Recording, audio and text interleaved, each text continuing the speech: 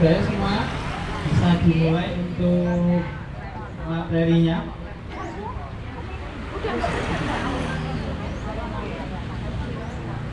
Oke, untuk membangun semangat biar bisa menyimak materi dengan semangat, kita yel-yel dulu ya, biar semangat ya. Oke, yel-yel Prolanis ya. Kalau saya bilang Prolanis sudah tahu ya jawabannya gimana ya?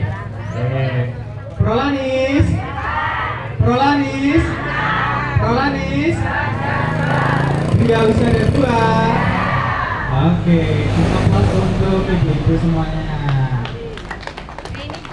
Gimana kesehatannya jenengan? Prima nggih? Alhamdulillah, semoga hari ini sehat selalu, tensinya terkendali, bulannya terkendali, moodnya bagus untuk bisa melakukan ibadah setiap hari juga nggih. Baiklah, untuk materi pada pagi hari ini itu adalah sangat bagus ya, kesehatan gigi dan mulut pada pasien hipertensi dan diabetes. Nah, ini materinya adalah terkait dengan kesehatan gigi panjenengan. Karena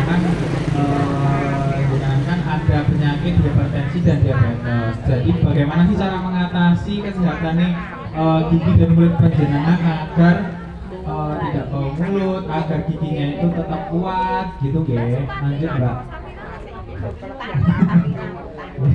Udah lah, nggak usah. Oke, ini adalah apa masalah yang dapat terjadi pada pasien hipertensi.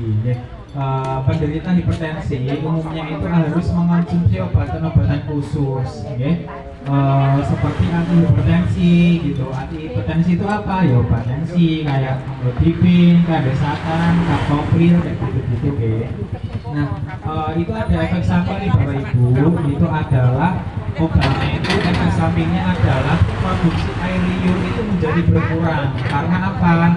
Ada senyawa obat itu yang mengganggu produksi air liur. Nah, air liur itu untuk apa? Itu adalah air liur untuk kegunaannya adalah untuk membersihkan secara alamiah saat kita selesai makan. Jadi kalau air liur terganggu otomatis kan mulut dan ronggaannya kan kering ya. Nah, itu kan bisa memunculkan bakteri-bakteri di dalam mulut. Kondisi ini dapat meningkatkan resiko gigi berlubang. Nah, karena air liur itu fungsinya sebagai pembersih alami untuk menjadi tidak optimal seperti itu. Nah, tidak lanjut saat kerusakan gigi sudah terjadi dan tidak ada adalah mengalami rasa nyeri. Tindakan setelah giginya itu berlubang itu adalah karena terjadi penumpukan kotoran. Karena apa? Air liurnya itu berkurang gitu lah. Berarti apa? Itu nanti tipsnya gimana nanti di belakang deh.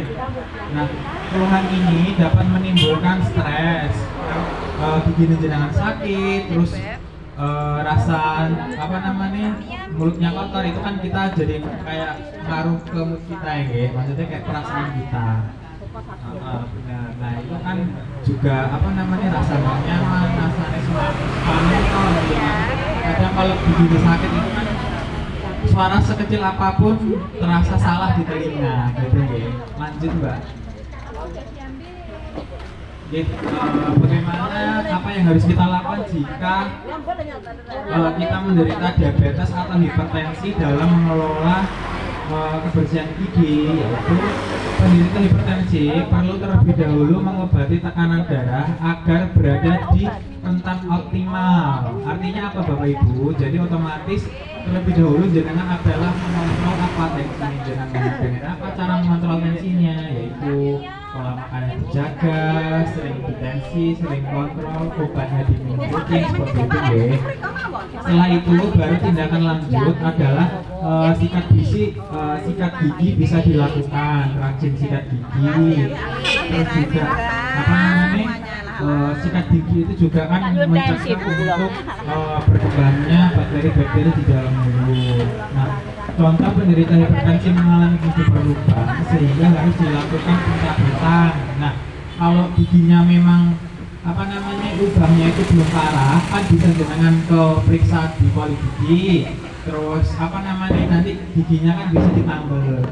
Tapi kalau untuk giginya kalau sudah berlubang parah, mungkin sampai tahunan nggih, berlubang hitam terus sampai ke akar gigi, biasanya itu kan sudah nggak bisa ditolong. Otomatis itu paling dicabut.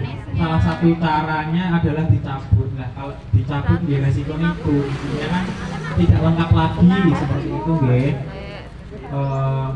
Apabila Anda penderita tekanan darah tinggi, jika mengalami keluhan sakit gigi, rutin mengontrol kondisi kesehatan, rajin-rajin kontrol nggih. Maksudnya kalau misal dengan ada keluhan gigi itu langsung segera diperiksakan saja, gitu nggih. Tapi kesehatan gigi itu tergantung dari pola aktivitasnya gitu. Maksudnya gimana? Misal ya, rutin gosok gigi itu perlu karena ada kesehatan gigi dan mulut. Terus juga apa namanya sering minum air putih gitu untuk produksi air ini juga biar banyak nggih. Jadi aku nanti gitu. Kalau sudah kayak jarang sikat gigi, misal ya amit-amit kalau sikat gigi sehari sekali pagi hari Pak itu kan juga nggak bagus.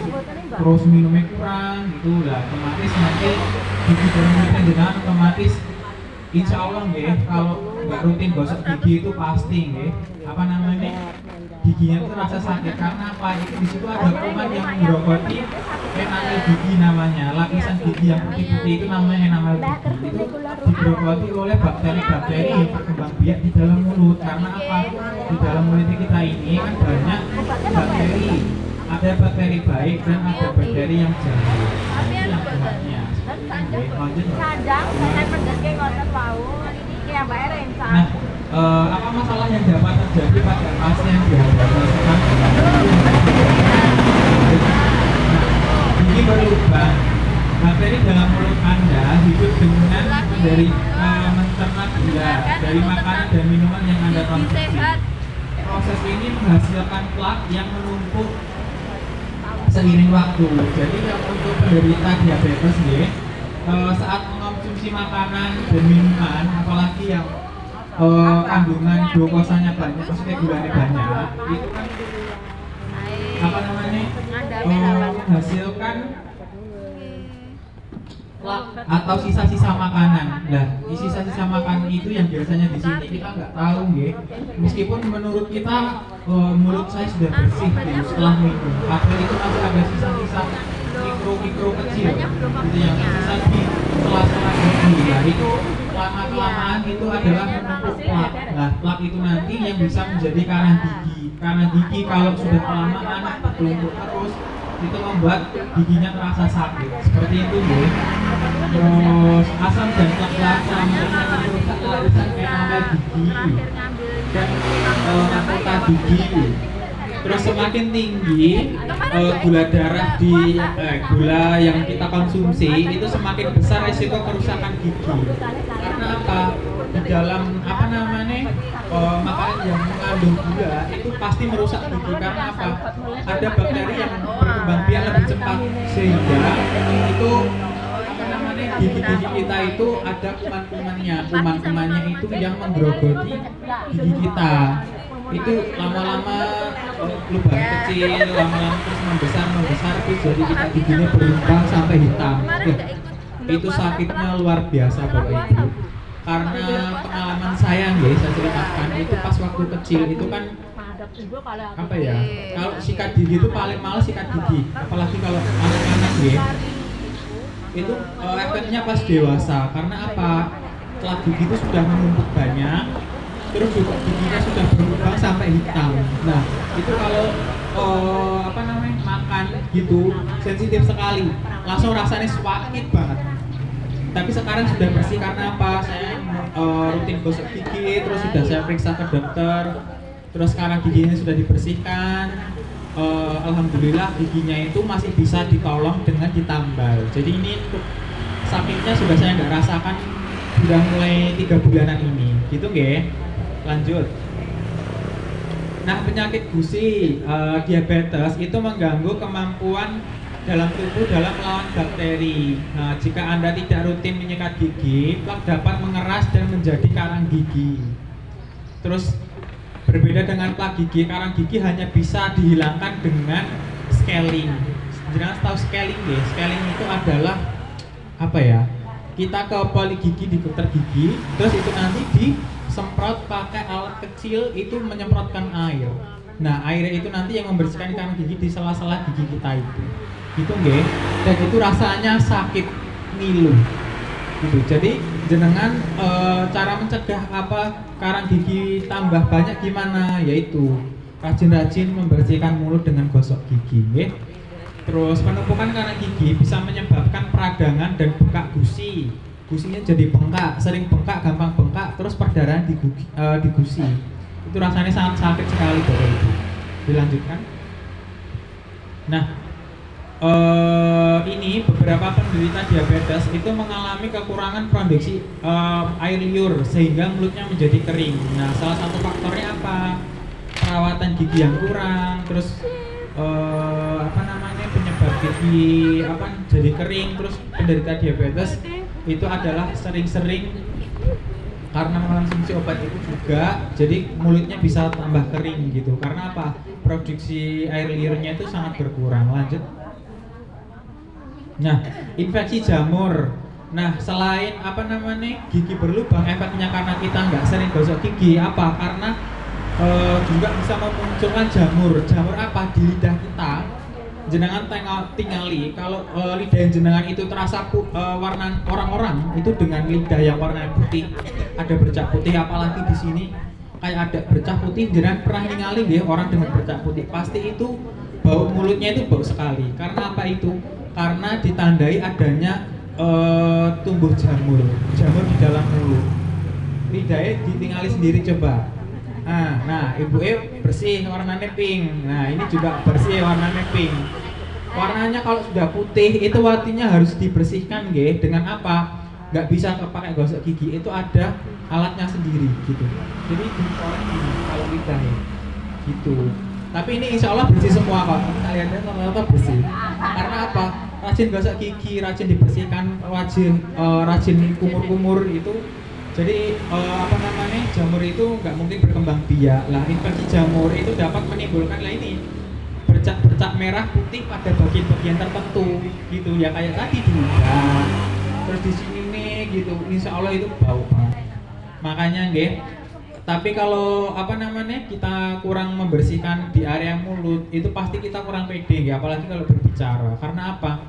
Satu, kita merasa kurang percaya diri karena mulut kita bau, temennya juga merasa iki apa ke anu gitu ya. Jadi gitulah. Lanjut Mbak Ulan. Ini adalah salah satu gambar kalau jenengan efeknya apa? Giginya berlubang terus dicabut, terus jadinya gini. Struktur giginya itu kalau sudah dicabut kan otomatis kan kosong ya. Nah, sifat alam gigi itu adalah mengisi ruang yang kosong. Mengisi ruang yang kosong gimana? Ya itu. Misal ya, gigi ini kan dicabut nih, kosong. Nah, gigi sama ini itu mengisi ruang yang kosong otomatis. Jadinya apa? Mesti strukturnya jenengan pasti benten. Orang yang sudah tidak punya gigi sama punya gigi pasti beda. Struktur mulutnya sama mukanya. Gitu nggih. Jadi sebisa mungkin meskipun sudah kalau sudah lansia, kalau insya Allah kalau di masa mudanya itu rajin-rajin menggosok gigi, terus kebersihannya dijaga, insya Allah kalau usia-usia jenengan ini giginya masih kuat gitu nggih. Lanjut Mbak Ulan. Lah ini adalah tips untuk mencegah masalah gigi dan mulut. Dengan cara apa? Yaitu satu, menyikat gigi secara rutin. Nah, tak kasih tahu nggih, waktunya jenengan optimal itu membersihkan atau gosok gigi itu bukan di waktu mandi malah. Kalau mandi jenengan nggak gosok gigi nggak apa-apa, nggak ngaruh. Nah, tapi waktu-waktu di mana sih yang patut untuk kita gosok gigi? Pertama, yaitu setelah makan. 30 menit setelah makan jenengan gosok gigi, kumur-kumur terasa bersih. Nah, di waktu itulah jenengan yang penting. Jadi setelah sarapan pas pagi hari gitu, pas jenengan mandi itu nggak usah gosok gigi, nggak apa-apa, tapi gosok gigi lebih bagus. Terus habis makan sarapan itu selang 30 menit jenengan gosok gigi. Memang kalau pertama-tama itu pasti jenengan kalau nggak kebiasaan pasti rasanya berat. Tapi kalau sudah membangun kebiasaan, membangun habit yang tiap habis makan langsung gosok gigi, itu insya Allah nanti kebersihan gigi terjamin gitu, oke. Nah setelah makan, jadi dan mau tidur gitu, oke. Jenengan mungkin habis itu aktivitas terus mandi sore nggak usah gosok gigi nggak apa-apa. Terus habis itu pas mau tidur jenengan gosok gigi, terus pakai Listerine itu kalau pengen tambah bersih gitu lah. Nanti kalau bangun tidur rasanya juga fresh kan, seperti itu. Terus menggunakan benang gigi kalau memang jenengan kurang merasa bersih itu bisa pakai benang gigi, deh. Itu bentuknya ada di Tokopedia juga ada, di toko alat kesehatan juga ada, deh. Soalnya apotek ada juga. Terus dengan cara apa mengontrol gula darah dan tekanan darah? Dengan cara apa kita? Karena apa namanya tensi jenengan ya, tensi sama apa namanya gula darah jenengan itu sangat berpengaruh untuk kebersihan gigi juga tanpa disadari. Karena apa? Jantung kalau bekerja kan kalau tensi jenengan tinggi, otomatis jantungnya itu bekerja lebih keras. Nah, kalau jantung sudah bekerja lebih keras apa? Otomatis gigi itu kan juga ikut sepaneng nggih, teng gitu nggih. Nah habis itu juga apa, air liurnya juga berkurang, terus hormon kita untuk memproduksi air liur itu juga berkurang, mulutnya kering, itu juga bisa mengakibatkan tumbuhnya bakteri dan jamur seperti itu. Terus rutin mengunjungi dokter gigi lah. Emang kalau apa namanya jenengan kalau mau periksa gigi di Paskes pertama itu memang agak susah nggih, karena apa? Ini sih kok. Berapa kurang? Sebentar lagi nggih. Terus dari merokok, terus dari minuman yang rasanya asam gitu nggih. Lanjut Mbak Wulan. Kurang 10 menit. Nggih, menyikat gigi secara rutin 20 sampai 30 menit setelah makan. Lanjut Mbak Wulan. Sekali lagi. Menggunakan gigi berlubang, lanjut.